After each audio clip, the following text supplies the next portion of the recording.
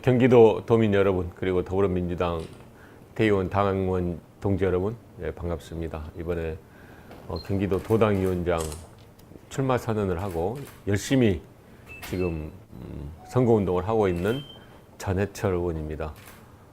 더불어민주당이 좀 더 잘되고 좀 더 혁신되고 정비되는 것을 목표로 해서 도당위원장에 출마를 했습니다. 저희 더불어민주당은 내년 대선 때 반드시 이겨서 정권 교체를 해야 하는 것을 크나큰 사명 의무로 생각하고 있습니다. 이를 위해서 당이 정비되고 혁신되는 그런 더불어민주당을 만들어 보겠습니다. 오늘 이와 같이 회의에서 인사도 하고 또 여러 가지 대화를 나눌 수 있는 기회를 가지게 돼서 기쁘게 생각합니다. 고맙습니다. 이번에 출마를 위원장이 하셨는데 앞으로 지금 더민주 경기도당을 어떻게 좀 희망적으로 이끌어 가실 건지 그런 말씀 주세요. 예. 그 부분에 대해서는 일단 제 이제 공약에서도 좀 나오고 있는데요. 지금 이제 경기도가 60개 지역위원회입니다. 그리고 더불어민주당 입장에서는 40여 분의 현역 의원이 있어서 굉장히 크지 않습니까?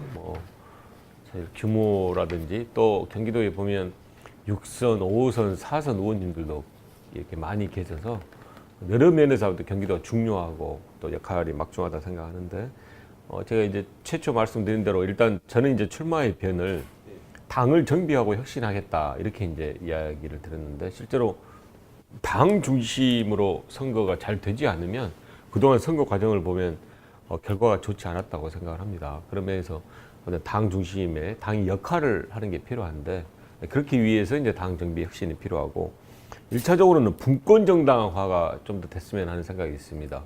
지금 국고보조금의 15%를 그 시도당에 주고 있고 그걸 20%로 올렸었는데 혁신위원회에서 이제 제안을 해가지고요. 그걸 좀 더 올려서 한 25% 정도 올리자 이렇게 생각을 하고 또 권리당원비의 50%를 바로 지역위원회를 주게 작년 5월부터 더불어민주당은 하고 있거든요.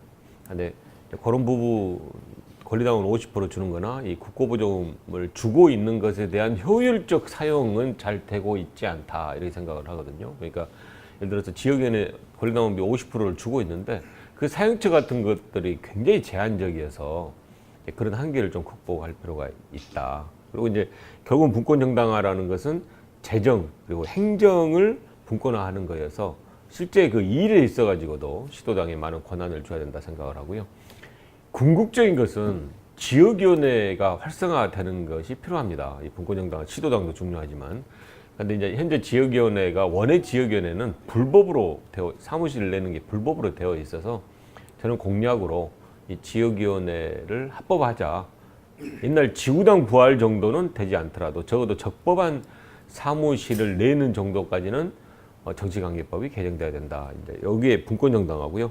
두 번째는 도당의 정책 기능이 좀 강화돼야 된다고 생각합니다. 그러니까 지금 도가 말씀드린 대로 1250만의 인구가 있고 경기도하고 또 많은 지역적인 현안이 있는데 경기도당에 보면 이걸 정책으로 잘 할 수 있는 실무 인원이나 또는 구체적인 이런 조직은 전혀 없어서 저는 이제 공약으로 당에 있는 민주정책연구원의 경기 분원을 도당에 만들자 하고 그 외에 이제 도당 조직이 좀 강화되고 또 시민 참여 확대 이런 것들에 이제 하나하나 있고 마지막으로는 이제 시스템 공천이 중요하다. 그래서 지금 도당의 군수시장 등의 자치단체장 또 광역의원, 시의원 그 공천권이 거의 시도당으로 거의 내려와 있습니다. 많이. 그런데 문제는 그 공천이라는 것이 제도적으로 잘 되어 있지 않으면 늘 뭐 줄서기나 또 폐의가 나오니까 그걸 제도적인 공천하자 등을 제가 이제 도당 위원장이 된다면 바꿔보고 싶은 대가 항목입니다. 경기 연정에 대해서 좀 예. 개인적인 생각이 어떠신지 한번. 예.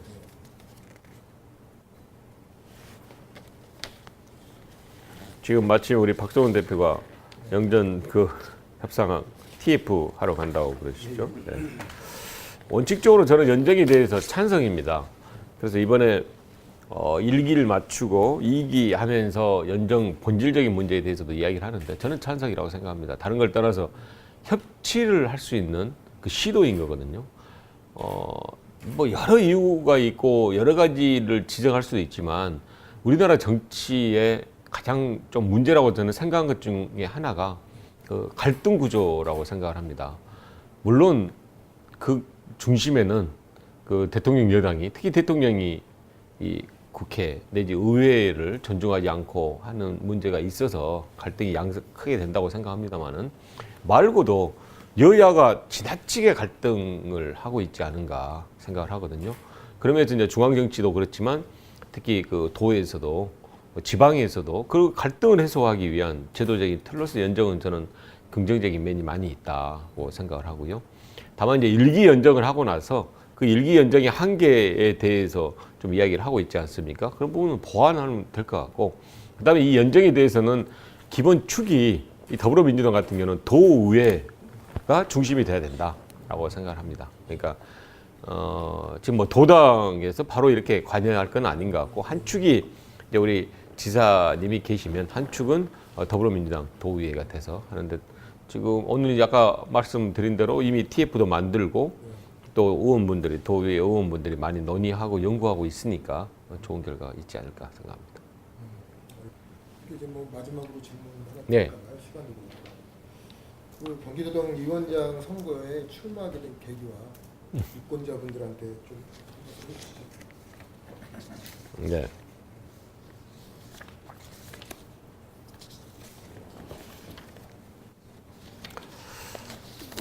이제 이명박 박근혜 정부를 쭉 거치면서 국민들이 실망하는 부분이 굉장히 많이 있었다고 생각합니다. 민주주의는 후퇴가 됐고요. 또 남북 관계는 경색됐고, 그리고 경제는 굉장히 어렵고, 이런 부분에 대해서 많은 그 실망을 했다고 생각하고요. 또 그 중에 하나가 불평등이 굉장히 심화되는 것도 문제라고 생각합니다.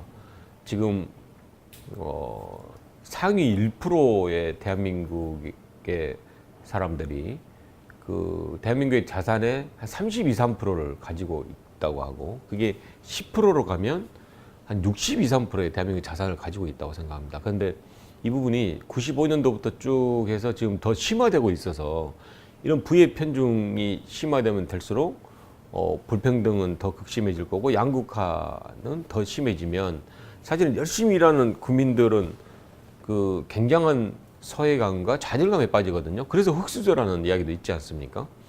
그런 문제에 대해서도 좀 더 이렇게 정부 여당은 답을 내야 되고, 그거에 대해서 그 추세를 꺾기나 또는 그걸 좀 완화시키거나 아니면 그런 집중도를 덜기 위해서 해야 되는데, 그런 거 굉장히 미흡하다고 생각합니다. 예를 들면 그걸 위해서 저희들이 법인세를 옛날 25% 있던 걸 22% 낮춘 걸 다시 20% 올리자, 이렇게 이야기를 하는 거고, 또 소득세를 내는 거에 대해서도 1억 5천 이상을 38% 내는데 말고 5억 이상의 구간도 하나 만들어서 41% 내자, 이런 걸 우리가 이야기하는데, 그런 많은 노력들이 이렇게 돼야만이 불평등의 심화를 좀 막을 수가 있다 생각하는데, 현재 정부 여당은 그걸 전혀 하고 있지 않다고 생각합니다. 아까 말씀드린 민주주의 후퇴되고 남북관계 이런 문제 포함해서.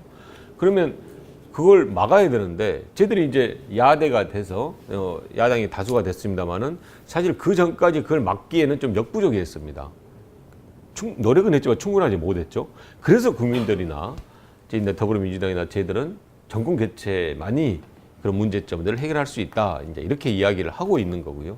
그런데 그 정권 교체를 우리가 그냥 이렇게 말이나 슬로건으로만 해서는 안 되고, 준비를 하고 거기에 대응을 해야 되는데, 대비를 해야 되는데, 그것은 저는 생각할 때 우리 당의, 더불어민주당의 혁신, 정비가 바로 정권 교체로 가는 지름길이다 라고 이제 이야기를 드린 거고, 그 정비 혁신을 위해서 제가 아까 말씀드린 몇 가지 것들이 당장히 필요하고, 그런 것들을 해야만 당의 전략이나 홍보나 조직 기능 같은 게 잘 돼서 정권 교체로 갈 수 있다고 생각을 하기 때문에 제가 이제 출마를 하면서 이런 걸 한번 해보겠다 말씀을 드린 거고요.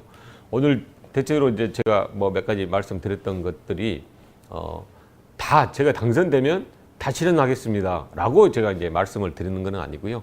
제가 당선이 된다면 우리 당의 대의원 동지 또 시민 여러분과 함께 하겠습니다 라는 뜻에서 말씀을 드린 거고, 특히 그 함께 하기 위한 제도적인 틀을 제가 이렇게 만들어 보겠다라고 이제 말씀을 드리는 겁니다. 네, 오늘 제가 여러 가지 이야기할 기회를 주신 것에 대해서 감사하게 생각합니다. 말씀드린 것을 모두 다 이렇게 실천을 다 완비하지는 못하겠지만 그래도 불구하고 여러 가지 제가 말씀드렸던 것을 실천하고 또 실현시키기 위해서 노력하겠습니다. 고맙습니다.